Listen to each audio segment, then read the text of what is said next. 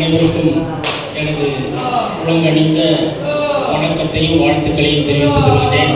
எல்லாரும் நல்லா இருக்கீங்களா? எல்லாரும் நல்லா இருக்கீங்களா? ஒரு ஓ போடுங்க எல்லாரும். ரொம்ப மகிழ்ச்சியா இருக்கு. இன்றைய தினத்தை நம்முடைய இறைவன் நமக்கு நாம் அனுபவிக்க கொடுத்திருந்த அந்த கிருபைக்காக அவருக்கு முதலில் நன்றி சொல்வோம். அடுத்து இந்த தினத்தை உங்களோடு நான் இருந்து மகிழ்ந்து கொண்டாட வாய்ப்பளித்த நம்முடைய அன்பு தந்தைக்குரிய ஆனந்தம் அவர்களுக்கும் இந்த நிறுவனத்தினுடைய அனைத்து தந்தையர்களுக்கும் என்னுடைய மனமான நன்றியினை தெரிவித்துக் கொள்கின்றேன்.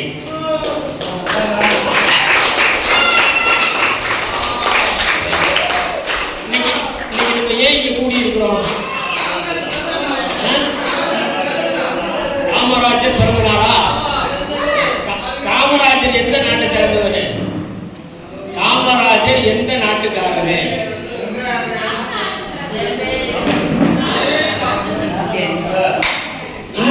நம்ம இந்தியாவா இல்ல அமெரிக்கா ஐரோப்பாவோட பிறந்தவரா?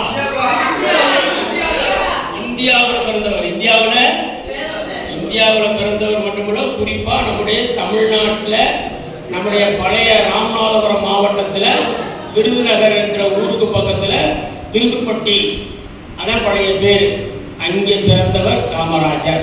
இந்த தம்பி சொல்லும்போது சொன்னார்கள் 1903ஆம் ஆண்டில் பிறந்தவர். காமராஜரை பார்த்தவங்க இந்த இடத்துல யாரும் இருக்க வாய்ப்பு இல்லை, எல்லாருமே சின்ன வயசு. நான் காமராஜரை பார்த்துருக்கேன், ஒரு பக்கத்துல இருந்து அவரோட இருக்கக்கூடிய வாய்ப்பு கிடைச்சிச்சு. ஏன்னா 1975ஆம் ஆண்டு காந்தி பிறந்த அன்னைக்கு தான் காமராஜர் இறந்தார். அது பெரிய ஒரு அற்புதமான ஒரு ஒற்றுமை, யாருக்கும் கிடைக்காது. காந்தி பிறந்த நாள் அக்டோபர் 2 அன்னைக்கு தான் காமராஜருடைய இறந்த நாள். அந்த 1975 அவர் இறந்தாரு. அதற்கு முன்னால அவர் எங்க சருகடிக்கு வந்தார். சருகடிக்கு காமராஜர் வந்தார். அவர் வந்த பொழுது எங்க ஊர்ல பாஸ்கா நடத்துறதுக்கும் பெரிய மேடை இருக்கு. பாஸ்கா மேடையிலே எனக்கு பேரு. அங்க பாஸ்கா நடக்கும். இயேசுடைய வரலாற்றை நடித்து காட்டுவோம். அங்க வேற எந்த நிகழ்வும் அந்த மேடையில நடக்காது. அதுக்கப்புறம் நடக்கிறது கோவில் வழிபாடு. எங்க ஊர்ல பூத்திருவிழான்னு கொண்டாடுவோம். அந்த நற்கருணைநாதரை அந்த இடத்துல பிரசன்னம் பண்ணி ஒரு பெரிய ஒரு பிரசங்கம் நடக்கும். அதுக்கப்புறம் நற்கருணை ஆண்டவருடைய ஆசீர்வாதத்தை நம்முடைய தந்தையர் கொடுப்பாங்க. அந்த நிகழ்வு இங்கே நடக்கும். வேற எந்த நிகழ்வுக்கும் அந்த மேடையை பயன்படுத்துவதே கிடையாது. ஆனால் முதலாக அந்த விதிக்கு விலக்கு கொடுத்து அந்த மேடையில் ஏற்றியது காமராஜரை மட்டும்தான். அவருக்கு தான் அந்த மேடையை கொடுத்தோம். அப்ப மதுரை மறை மாவட்டம் அவர் அனுமதி வாங்கி காமராஜர் கலந்து கொள்வதற்கு ஒரு வாய்ப்பு கொடுத்தோம். காமராஜர் விழா உங்களோட இருக்கணும் அப்படின்னு ஃபாதர் சொன்னோன்னே எனக்கு ஒரு சவாலா இருந்துச்சு. அவங்கள்ட்ட போய் நம்ம காமராஜரை பத்தி என்ன சொல்றது, அதனால ஏதாவது பயன் இருக்குமா அப்படின்னு யோசித்தேன். அதுக்கப்புறம் சரி, அங்கே வேலை பார்க்குற ஆசிரியர் பெருமக்கள் இருக்காங்க, வேற யாராவது பொதுநிலையினர் வந்தாலும் வருவாங்க, சரி அவங்களுக்கு 1-2 செய்தி சொன்ன மாதிரி இருக்கட்டுமே அப்படின்னு நினைச்சேன். இருந்தாலும் உங்களுக்கு கொடுக்கக்கூடிய மெசேஜ், அந்த செய்தி தான் எனக்கு பெரிதாக தோன்றியது. ஏன்னா இந்த புண்ணிய பூமின்னு கேள்விப்பட்டிருப்பீங்க, அது டீச்சர்ஸ்க்கெல்லாம் தெரியும். கிறிஸ்தவர்களுக்கு புண்ணிய பூமி எது? கிறிஸ்தவர்களுக்கு புண்ணிய பூமி எதை சொல்லுவாங்க? புனித பூமிக்கு போயிட்டு வரான்னு சொல்றாங்கல்ல, அது எங்க? ஜெருசலேம். ஜெருசலேமுக்கு போனா கிறிஸ்தவர்களுடைய புனித பூமி அது. அதே மாதிரி இந்துக்களுக்கு புனித பூமின்னு சொல்றது காசி சொல்லுவாங்க. இப்ப அயோத்தியை உருவாக்கிக்கிட்டு இருக்காங்க திட்டம் போட்டு. அதே மாதிரி முஸ்லிம்களுக்கு, இஸ்லாமியருக்கு புண்ணிய பூமி எதை சொல்லுவாங்க? மெக்காவுக்கு போறது. அங்கேதான் நபிகள் நாயகத்தினுடைய இடம். அந்த இடத்துல லட்சக்கணக்காக போடுவாங்க. இதெல்லாம் வந்து புண்ணிய பூமி. இங்கெல்லாம் யார் போகலாம்னா வசதி படைத்தவர்கள் தான் போகலாம். இப்படி இருக்கக்கூடிய காலத்துல ஒரு புண்ணிய பூமியை உருவாக்க வேண்டும் என்ற எண்ணம் இந்த புனித குவனல்லா சபையினருக்கு தோன்றி இந்த இடத்தை வந்து நம்ம புண்ணிய பூமியாக்கி புனித பூமியாக்கி கொடுத்திருக்கிறார்கள். எனவே அவர்களுக்கு என்னுடைய ஒரு நன்றி, நெஞ்சம் நிறைந்த நன்றி அவர்களுக்கு. இதுதான் புண்ணிய பூமி எங்களுக்கு. உங்களோடு இருப்பது, உங்களோடு உங்களுடைய நேரத்தை செலவழிப்பது, உங்களுக்காக நேரத்தை செலவழிப்பது, உங்களுக்கு உதவுவது, இதுதான் புண்ணிய பூமி செல்லக்கூடியவர்கள் நினைக்கக்கூடிய விஷயம். அது அங்கே போய் நம்ம செய்ய வேண்டியதில்லை. இங்கே செஞ்சாலே அத்தனை புண்ணியமும் இந்த புனித பூமியில வந்து மிதிச்சாலே கிடைக்கும். அதற்கு வந்து இந்த குவனல்லா சபையினர் இந்த இடத்தை தேர்வு செய்து இந்த இடத்துல இந்த அற்புதமான பணியை செய்கிறார்கள். உங்க அனைவருக்கும் வந்து ஒரு மறு வாழ்வை கொடுக்கிறார்கள். நீங்களும் எங்களை போன்ற மனிதர்கள், ஹியூமன் பீயிங், மனித இனம். மனிதனுக்கு ரெண்டே ரெண்டு தோற்றம் தான் உண்டு. ஒன்று அவனுடைய சரீரம், உடல். இரண்டாவது ஆள், பர்சன். இதுல அழிவுக்கு உரியது சரீரம், அழிவே இல்லாதது ஆள். இந்த ஆளுங்க விண்ணகத்துக்கு எடுத்துக்கொள்ளப்படக்கூடியது. இதுக்கு இறப்பே கிடையாது. உங்களுக்குள்ளும் அந்த ஆள் இருக்கிறார். உங்களுடைய சரீரம் அழிந்தாலும் உங்களுக்குள்ளும் அந்த ஆள் இருக்கிறார். அந்த ஆளை வந்து கவனிக்கக்கூடிய ஒரு மிகப்பெரிய ஒரு பொறுப்பினை இவர்கள் எடுத்து செய்கின்றார்கள்.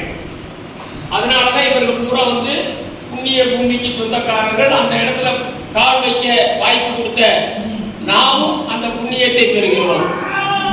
அதனாலதான் வந்து உங்களையும் அவர்கள், உங்களுடைய ஆள் தன்மை, ஆள் என்பது ஆன்மா, உங்களுக்கு அவர்கள் மரியாதை கொடுத்து அவர்கள் தேர்ந்தெடுக்கக்கூடிய பாதை வந்து இடுக்கண் வழியாக செல்லக்கூடிய பாதை. உலகத்தில் இருக்கக்கூடிய மக்கள் எல்லாரும் இடுக்கண் வழியில போக மாட்டாங்க. நல்லா விசாலமான பாதையில போக நடப்பாங்க. அதுதான் அவங்களுக்கு இன்பமா இருக்கும். ஆனா இறைவன் விரும்புவது என்ன? இடுக்கண் வழியாக செல்லக்கூடிய பாதையில் வாங்க, உங்களுடைய சிலுவையை சுமந்து கொண்டு என்னை பின் செல்லுங்கள். அதுதான் நான் விரும்புறது அப்படிங்கிறார். அந்த ஒரு பாதையை அவர்கள் தேர்ந்தெடுத்து இந்த பணியை செய்து கொண்டு இருக்கிறார்கள். உங்களை எல்லாம் இந்த பயிற்றுவிக்கக்கூடிய ஆசிரியர் பெருமக்கள், என்னுடைய கண்களுக்கு இவர்கள்லாம் தெய்வமாக தெரிகிறார்கள். உள்ளபடியே உங்க அனைவருக்கும் உங்களுடைய பாதம் தொட்டு என்னுடைய நன்றியை தெரிவித்துக் கொள்கின்றேன். இந்த பணிக்கு எந்த விதமான கைமாறும் நீங்கள் எதிர்பார்க்க வேண்டாம். பல மடங்கு கைமாறை கடவுள் உங்களுக்கு கொடுப்பார். ஏன்னா பைபிள்ல ஒரு வசனம் வரும், இந்த சின்னஞ்சிறிய குழந்தைகளுக்கு என் பொருட்டு நீங்கள் ஒரு கிண்ணத்து, சிறு கிண்ணத்துல தண்ணி கொடுத்தா கூட அதுக்கு கைமாறு இல்லாமல் போகாதுன்னு சொல்லியிருக்காங்க. அதனால வந்து உங்களுக்கு ஒரு எல்லாருக்கும் ஒரு பரிசு நான் ஃபாதர்கிட்ட சொல்லிட்டு போறேன். அந்த பரிசு வந்து அவர் உங்களுக்கு கொடுப்பார். அவர்கிட்ட நான் சொல்லிட்டு போயிடுறேன். இந்த பணி செய்யக்கூடிய ஆசிரியர் பெருமக்களுக்கு நான் போன முறை வந்திருக்கும் போதே நினைச்சேன். அப்புறம் தான் இந்த உட்கார்ந்துருக்கும் போது ஒரு மாற்று சிந்தனை வந்தது. அதை நம்ம ஃபாதர்கிட்ட ஒப்படைச்சிருவோம், அவர் பார்த்தா எங்களுக்கு அவங்க எப்படி வேணாலும் அதை பயன்படுத்திக்கணும் அப்படிங்கிற மாதிரி ஒரு சிந்தனை வந்தது. அது நிச்சயமாக இந்த பணியை வந்து சிறப்பாக செய்யுங்க. ஏன் அப்படின்னா 1983 ஆண்டு நான் பயிற்சி முடித்து இருந்த போல எனக்கு முதல் வேலை வாய்ப்புன்னு சென்னையிலிருந்து வந்தது. சிறப்பு பள்ளி பயிற்சிக்கு தான் எனக்கு வேலைக்கு ஆனது. இதை கேட்டாங்க, இந்த மாதிரி சிறப்பு பள்ளியில் பணியாற்றுவதற்கு எனக்கு போஸ்டிங் ஆர்டரே வந்தது 1983. ஆனால் வந்து அன்னைக்கு எனக்கு வந்து நான் ஒரு மனித சுபாவத்தில் என்னை பற்றி யோசித்தேன், என் குடும்பத்தை பற்றி யோசித்தேன். மகிழ்ச்சியானது. உங்களை பார்க்கும்போது எனக்கு ஏதாவது ஒன்று சரி உங்களுக்கு ஒரு மெசேஜ் கொடுத்துட்டு அவங்க வந்து நம்ம காமராஜரை பற்றி 3-2 விஷயங்கள் மட்டுமா சொல்லுவோம். காமராஜரை பற்றி நான் வந்து மனிதனாக பேசுறதுக்கு நிறைய விஷயம் இருக்கு. ஆனா உங்களுக்கு ஒரு படத்தை கொண்டு வந்தேன். இந்த படத்தை பாருங்க. இந்த படத்தை என்ன படம்? எல்லாரும் இந்த படத்தை பாருங்க. பெரிய படமா தான் இருக்கு. தெரியுதா? இந்த படத்துல என்ன இருக்கு? ஆள் யாராவது தெரியுறாங்களா? ஒரு ஆளுமே இல்லையா? ஆள் தெரியுதா? என்ன செய்யறாங்க? படிக்கிறாங்களா? நல்லா பாருங்க, படிக்கிறவங்க கொஞ்சம் பேர் இருக்காங்க. இந்த கொஞ்சம் பெரிய ஆளா இருக்கிறாள் என்ன செய்யறாரு? எழுதுறாரா? நெருங்கி வந்துட்டீங்க. அவர் வரைகிறார். அவருக்கு பாருங்க, அவரு கையை பாருங்க, நல்லா கை உங்க மாதிரி முழு கையா இருக்கா? கை இருக்கா? முழு கையா இருக்கா? பாதி கைதான் இருக்கு. ஆனா பாதி கையா இருக்கக்கூடிய அந்த நபர் ஒரு அருமையான ஓவியம் வரைந்து கொண்டிருக்கிறார். பாதி கையில உள்ள ஒருத்தர் அருமையான ஓவியம் வரைந்து கொண்டிருக்கிறார். அப்ப கடவுள் உங்களுக்கு முழு கைகளே கொடுத்திருக்கிறார். 2 அருமையான கை, 2 அருமையான கால். அப்ப நம்ம யாருக்கு நன்றி சொல்லணும்? கடவுளுக்கு நன்றி சொல்லணும். கடவுளுக்கு நன்றி சொல்லணும். அதனால எல்லாரும் தேங்க்ஸ் காட் சொல்லுங்க.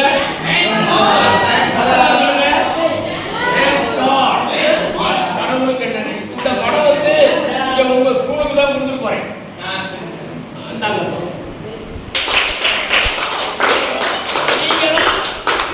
எல்லாத்தையும் புத்தகத்துல இருக்கிறத பூரா அப்படியே மனப்பாடம் பண்ண வேண்டியது, அப்படியே அந்த பேப்பர்ல கட்ட வேண்டியது, கொஞ்சம் மார்க் எடுக்க வேண்டியது. அவன் மார்க் எடுக்கிறது பூரா தெரியாது, மார்க் எடுக்காத பூரா ஒன்றும் தெரியாதாவது ஒதுக்கி தள்ள வேண்டியது. இப்படி ஒரு சிஸ்டம் ஆஃப் எஜுகேஷன் நம்ம இந்தியாவில் இருந்து அது மக்கள்கிட்ட இப்போ அதிகமாக போயிட்டு. ஆனா அப்படி ஒரு சிஸ்டத்துல படிக்காத ஒரு மனிதர் தான் காமராஜர். அவர் படிக்கல, பள்ளிக்கூடத்துக்கு போய்கிட்டு இருந்தாரு. திடீர்னு அப்பா இறந்து போனார், குமாரசாமி இறந்து போனார். அப்ப குடும்பத்தை வறுமை இல்லை, அக்கா தங்கச்சி எல்லாம் இருக்காங்க, இவர் ஒரு ஆள் ஆம்பளையாரு, சாப்பாடுக்கு வழி இல்லை. அப்ப அவருடைய தாய் மாமா கருப்பையா, அவர் தாய் மாமனுடைய பேரு கருப்பையா, அவர் கொண்டு போய் ஒரு கடையில சேர்த்து விட்டார். அந்த கடையில வேலை பார்த்து கிடைக்கிற ஊதியத்தை வச்சு அந்த குடும்பம் பிழைத்து வந்தார்கள். அதனால அவருக்கு படிப்பு தடைப்பட்டு போனது. அந்த மனோதத்துவியல் சைக்காலஜி அப்படின்னு ஒரு பிரிவு இருக்கு. அது ஒரு பெரிய ஒரு பாடம். அதுல மனிதர்கள் 2 வகையான சிந்தனையர்கள். ஒன்னு உயர்நிலை சிந்தனையினர், சுப்பீரியாரிட்டி காம்ப்ளெக்ஸ். இன்னொருத்தர் தாழ்நிலை சிந்தனையாளர்கள், இன்ஃபீரியாரிட்டி காம்ப்ளெக்ஸ். இந்த மாதிரி 2 மனநிலையினர் தான் உலகத்தில் இருக்காங்க. இதுல இந்த தாழ்நிலை சிந்தனையாளர்களுடைய சிந்தனையெல்லாம் உடைத்து தகர்த்து உயர்நிலை சிந்தனையாளர்களுக்கு எடுத்துக்காட்டாக விளங்கியவர் காமராஜர். அதுல 3 விஷயம். முதல் அவருடைய நிறம். பொதுவா செவத்தாளர்கள் பிடிக்குமா கருத்தாளர்கள் பிடிக்குமா?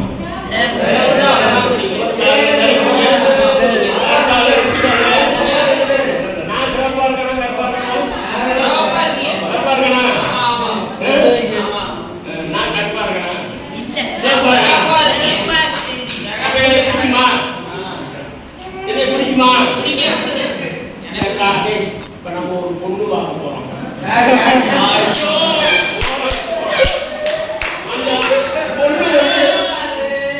கருத்த பொண்ணு கட்டிப்பியா, சிவத்த பொண்ணு கட்டிப்பியா? சிவத்த பொண்ணு கட்டுங்க. சரி, கருத்த பொண்ணை கட்டணும்னா அந்த கருத்த பொண்ணுக்கு என்ன செய்யணும்?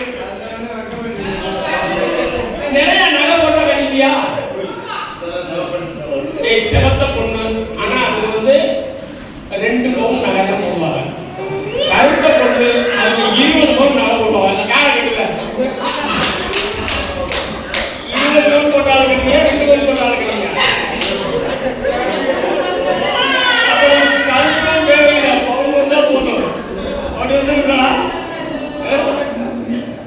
ஆனா இந்த காமராஜர் ஆள் கருத்தவர்கள். ஆனா எந்த சபையில நின்னாலும் அவருக்கு ஒரு மரியாதை. அவ்வளவு நேருவே இவற்றை யோசனை கேட்பார். நேரு பெரிய தலைவர், இந்தியாவுடைய பிரதம மந்திரி. ஆனா இவர் இவர்கிட்ட வந்து அவர் வந்து இவருடைய சிந்தனைகள், இவருடைய அறிவுரைகளை, ஆலோசனைகளை கேட்டுக்கொள்வார். அப்படி ஒரு நிகழ்ச்சி உங்களுக்கு சொல்றேன், சீனாவுக்கும் இந்தியாவுக்கும் சண்டை வந்துச்சு. அப்ப இந்தியாவுக்கு வந்து ஒரு பின்னடைவு, கொஞ்சம் இந்தியா தோற்று போச்சு. ஏன்னா நம்மளோட வந்து பெரிய பெரிய ஆயுதங்கள் கிடையாது, நம்முடைய படையில வலிமையான ஆயுதங்கள் கிடையாது. இந்த துப்பாக்கிலாம் நவீனமான விஷயங்கள்லாம் இல்லை. அப்ப என்ன பண்ணிருக்காரு நேரு வந்து இந்த போருக்கு பின்னால ஒரு மனசுல ஒரு பெரிய சஞ்சலம், குறை, இப்படி இருக்கு நம்ம நாட்டில் வந்து நம்ம இவங்களோட சண்டை போட்டு நம்ம ஜெயிக்க முடியலையே அப்படின்னா அமெரிக்காக்காரன்ட்ட நிறைய ஆயுதங்கள் வாங்குறாங்க. ஆயுதங்கள் வாங்கி அந்த ஆயுதங்களை பூரா என்ன பண்ணணும், இந்தியாவுக்கு கொண்டு வரணும். அப்ப அமெரிக்காவில் இருக்கிறவங்க என்ன சொல்றேன், உங்க ஆயுதங்கள்ல பூரா நீ கொண்டு போறாந்தா அமெரிக்காவில் இருக்கக்கூடிய பேங்குக்காக உத்தரவாதம் கேரண்டி கொடுக்கணும். கேரண்டி கொடுத்தாலே நீ எடுத்து போலான்னு. அப்ப நேருக்கு ரொம்ப தர்ம சங்கடம். அப்ப காமராஜர் டெல்லி போயிருக்காரு. காமராஜர் எங்க போனாரு, டெல்லியில போய் யாரை பார்க்கிறாரு, நேருவை பார்க்கிறாரு. நேருவை பார்த்து என்ன நேரு சோகமா இருக்காரு என்னன்னு கேட்கிறாரு. அப்ப இந்த மாதிரி என்ன சொல்றாரு, இந்த மாதிரி அமெரிக்காவில் நிறைய ஆயுதங்கள் வாங்கணும், அதை இந்தியாவுக்கு கொண்டு வரணும், அதை கொண்டு வரப்பட மாட்டாங்க அப்படிங்கிறாரு. ஏன் எல்லாம் நீ பணத்தை கொடுத்து எடுத்து வர வேண்டியது அப்படின்னு சொல்லி கேட்கிறாரு. பணம்லாம் கட்டுறதுக்கு தயாரா இருக்கலாம், ஆனா அங்க உள்ள பேங்குக்காக உத்தரவாதம் கொடுக்கணுமா, கேரண்டி கொடுக்கணுமா அப்படின்னு சொல்லி சொன்னோன்னே கொடுக்க மாட்டேங்கிறாங்க. அப்ப காமராஜர் யதார்த்தமா கேட்டிருக்காரு, அவங்க கடை ஏதாவது இங்க இருக்கான்னு கேட்டாரு. அவங்க கடை இந்தியாவில் ஏதாவது இருக்கான்னு கேட்டாரு. புரியல, கடையா என்ன கடை நடத்துறாங்க. இவர் உடனே சரி அவர் புரியலைன்னு தெரிஞ்சுக்கிட்டு, இல்லையா அவங்களுடைய நிறுவனங்கள் ஏதாவது இருக்கா, அமெரிக்காவுடைய நிறுவனங்கள் ஏதாவது இந்தியாவில் இருக்கா அப்படின்னு கேட்கிறார். அப்பதான் நேரு சொல்றாரு, ஆமா அமெரிக்கன் எக்ஸ்பிரஸ் பேங்க் ஒண்ணு இருக்கு, இந்தியா டெல்லியில இருக்குன்னு இருக்காரு. உடனே சொன்னார் காமராஜர், அந்த பேங்கை இழுத்து கொடுத்துருந்தார். அந்த பேங்கை இழுத்து மூட சொல்லணும். நேரு பயந்துட்டாராம். யோ அந்த பேங்க மூணுனா உலகப்புறம் பிரச்சனை வருதியா, பிரச்சனை தான் வந்துட்டு போகுது, நம்மளை நம்பாது, நமக்கு உத்தரவாதம் இல்லைங்கிறது இங்கே இருந்து தொழில் பண்றாங்க, மூணு எழுதுனாராம்.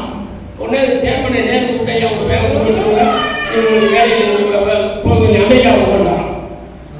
இந்த சேர்மன் உடனடியாக இந்த செய்தி அமெரிக்காவுக்கு சொல்லியிருக்காரு, ஐயா பேங்க முடிச்சு போச்சுட்டா அப்படின்னு. உடனே பார்த்தாங்க, ஆகா நம்ம இந்த மாதிரி பண்ணோம், இந்த மாதிரி எதிர்க்கணும், உடனடியா நான் அமெரிக்காவோட பேங்காரே உனக்கு எவ்வளவு வேணாலும் ஒப்புதல் தாரே ஆயிரம் போட்டாங்க. எல்லா ஆயுதங்களும் இந்தியாவுக்கு சேர்ந்துச்சு. அப்படி காமராஜர் வந்து அவ்வளவு மதிநுட்பமான யதார்த்தத்தை சிந்திச்சு அதுக்கு தீர்வு கொடுக்கக்கூடிய. அப்ப ஆள் கற்பா இருக்கிறவங்களுக்கு அறிவுக்கும் சேப்பா இருக்கிறவங்களுக்கு அறிவுக்கும் சொல்லலாம் தப்பு தானே. சொல்ல சிறப்பா இருக்கிறது பொய்யே சொல்ல மாட்டாங்க. சிறப்பா இருக்கிறவங்க பொய்யே சொல்ல மாட்டாங்க. அவங்க பொய் ஏமாத்துறாங்க. கற்பா இருக்கிறது யதார்த்தமா இருப்பேன். நீங்க எல்லாம் யதார்த்தமான ஆளுகளா, பொய்கோடி ஆளுகளா, பொய் சொல்ற ஆளுகளா, யதார்த்தமான ஆளுகளா? யதார்த்தமான ஆட்கள், யதார்த்தமான ஆட்கள். அடுத்து காமராஜர் ஒன்றும் பெருசா படிக்கல, ஆனா அவர் நிறைய பதவியில் இருந்தார். பல பதவிகள். 5 முறை எம்எல்ஏவா இருந்தார், 4 முறை எம்பியா இருந்தார், 3 முறை முதலமைச்சராக இருந்தார், தமிழ்நாட்டுக்கு முதலமைச்சரா, 12 முறை தமிழ்நாடு காங்கிரஸ் கமிட்டி தலைவராக இருந்தார், 3 முறை இந்திய தேசிய காங்கிரசுக்கே தலைவராக இருந்தார். அவர் வகிக்காத பதவியே கிடையாது. அப்ப அவரு பள்ளிக்கூடத்துக்கு போய் படிக்கிறே ஒழிய அவருக்கு நிறைய பட்டறிவு, அனுபவ அறிவு, நிறைய புத்தகங்கள் படிப்பார். ஆங்கில புத்தகம், எல்லா புத்தகங்களும் படிப்பார். அப்படி அவர் வந்து முறையா படித்தவர்களை காட்டிலும் மிகப்பெரிய ஒரு மேதையாக இருந்தார். அதனாலதான் படிச்ச ஆள் அவர் மந்திரி சபையில் இருந்தார். இவர் தான் படிக்காத அதே மாதிரி வறுமை, மூணாவது விஷயம் வறுமை. இந்த தாழ்நிலை சிந்தனையாளர்கள் பூரா உயர்நிலை சிந்தனையாளர்களுக்கு போட்டியாக வந்ததுக்கு காமராஜர் வந்து ஒரு உதாரணம். அவர்கிட்ட இன்ஃபீரியாரிட்டி காம்ப்ளெக்ஸ் இல்லை, நம்ம நிறம் கம்மியா இருக்கமே, படிப்பு இல்லையே அப்படிலாம் இல்லை. அவர் கடினமாக உழைத்தார். அதனால இதையெல்லாம் வெற்றி கொண்டு அவர்களுக்கு மேல் பதவிகளை அனுபவித்தார், ஆட்சி செய்தார். மூணாவது விஷயம் வறுமை. ஒரு மனிதன் வந்து வறுமையினால ஏழ்மையினால தன்னுடைய எதிர்காலத்தை வீணடித்து விடக் கூடாது. அந்த வறுமையை விரட்டி அடிக்கணும், ஏழ்மையை விரட்டி அடிக்கணும். அதுக்காக அவர் என்ன பண்ணார்னா, நாம எப்படி மேல வந்தோமோ நம்ம மேல வரவிடாம இருக்கிறது எது நமக்கு தடையாக இருந்தது? கல்வி. படிக்க முடியல, கல்வி வசதி இல்லை. கல்வி வசதி யாருக்கு இருக்குன்னா பணம் படைத்தவர்களுக்கு இருக்கு, இல்லாத ஆளுக்கு இல்லை. அப்பதான் இந்த காமராஜர் இந்த நம்முடைய தமிழ்நாட்டில் இருக்கக்கூடிய இந்த பின்தங்கிய நிலைமையை மாற்றணும்னா கல்வியில் தமிழ்நாடு முன்னேற வேண்டும். பைபிள்ல ஒரு வசனம், கண்தான் உடலுக்கு விளக்கு. இந்த உடலுக்கே விளக்கு எது? எல்லாரும் கண்ணை மூடுங்க, கொஞ்ச நேரம் கண்ணை மூடுங்க. ஏதாவது முன்னால தெரியுதா? நான் நிக்கிறேன் தெரியுதா? இந்த பில்டிங் தெரியுதா? அப்ப இந்த கண்ணு இல்லைன்னா இருள் அடைஞ்சு போயிற மாதிரி இருக்குல்ல. அப்ப இந்த கண் தான் இந்த உடலுக்கு விளக்குன்னு சொல்லி நம்முடைய ஆண்டவர் இயேசு கிறிஸ்து சொல்லியிருக்கார். அதே மாதிரி இந்த உலகத்தில் நாம் நன்றாக வாழ்வதற்கு கல்வி கண் வேணும், கல்வி கண் வேணும். அந்த கல்வி கண் வேண்டும் என்பதற்காக அனைவரும் படிக்க வேண்டும் என்று ஒரே நேரத்தில் 12,000 பள்ளிக்கூடங்கள், உலகத்தில் இந்த மாதிரி சாதனை யாருமே பண்ணல. 12,000 பள்ளிக்கூடத்தை ஒரே நாளில் உண்டாங்க. 12,000 பள்ளிக்கூடம். அதுக்கப்புறம் அடுத்த ஒரு 23,000 பள்ளிக்கூடம் தமிழ்நாட்டில் உண்டானதற்கு காமராஜர் காரணம். அந்த கல்வி கண்ணை நம்முடைய தமிழகத்தில் இருக்கக்கூடிய நம்முடைய மாணவ செல்வங்களுக்கு கொடுத்து இன்னைக்கு தமிழ்நாடு வந்து தலை சிறந்த ஒரு மாநிலமாக இருப்பதற்கு அவர் காரணமாக இருக்கார். ஆக காமராஜர் தன்னுடைய நிறத்தால் தாழ்ந்தவராக இல்லை, தன்னுடைய படிப்பின்மையால் தாழ்ந்தவராக இல்லை, தன்னுடைய வறுமையினால் தாழ்ந்தவராக இல்லை. அந்த மாதிரிப்பட்ட தாழ்நிலை மனப்பான்மையெல்லாம் வேரோடு வேறாக புடுங்கி எறிந்து உயர்நிலையில் அந்த சுப்பீரியாரிட்டி, எல்லோருக்கும் உயர்ந்தவர், அந்த நிலையை அவர் அடைந்தார். அந்த நிலையை அடைவதற்கு அவருடைய உழைப்பு, அவருடைய செயல்பாடுகள் இதெல்லாம் காரணமாக இருந்தது. அந்த மாதிரி நீங்கள் என்ன செய்யணும்? நீங்கள் இங்க சொல்லக்கூடிய விஷயங்களை கேட்கணும், அவங்கள்ட்ட அன்பா இருக்கணும். டீச்சர்ஸ் எல்லாம் வந்து என்ன செய்யறீங்க? அன்பாக இருக்க வேண்டும். அவர்கள் சொல்வதை கேட்கணும், அவர்களுக்கு நீங்க இடையூறு செய்யக்கூடாது. அப்படிலாம் இருந்தீங்கன்னா உங்களுடைய வாழ்க்கை மகிழ்ச்சியாக இருக்கும். நீங்களும் உங்களை தயார்படுத்தி கொண்டு அடுத்த ஒரு புதிய உலகத்திற்குள் நுழையலாம். இந்த ஒரு உலகம் இது ஒரு வித்தியாசமான உலகம். இது போக இன்னொரு உலகம் இருக்கு. அந்த உலகத்துக்குள்ள போய் நீங்க வாழணும், அந்த உலகத்தை நீங்க ரசிக்கணும், அந்த உலகத்தில் உள்ளவர்களோடு நீங்களும் பழகணும், நீங்களும் ஒன்றாக அவர்களோடு சேர்ந்து வாழ வேண்டும். அதற்கு உங்களை தயாரிக்கக்கூடிய ஒரு இடம்தான் இந்த புண்ணிய பூமி கோனல்லா சிறப்பு பள்ளி. இதை நீங்கள் நன்றாக பயன்படுத்தி நீங்கள் எல்லா விதமான நலன்களும் வளங்களும் பெற்று உடல் உள்ள ஆன்ம நலத்தோடு சிறப்பாக வாழ வேண்டும் என்று எல்லாம் உள்ள இறைவனை பிரார்த்தித்து உங்களுக்காக உழைக்கக்கூடிய அத்தனை பேரையும் மனதார வாழ்த்தி உங்களையும் சிறப்பாக வாழ்த்தி வணங்கி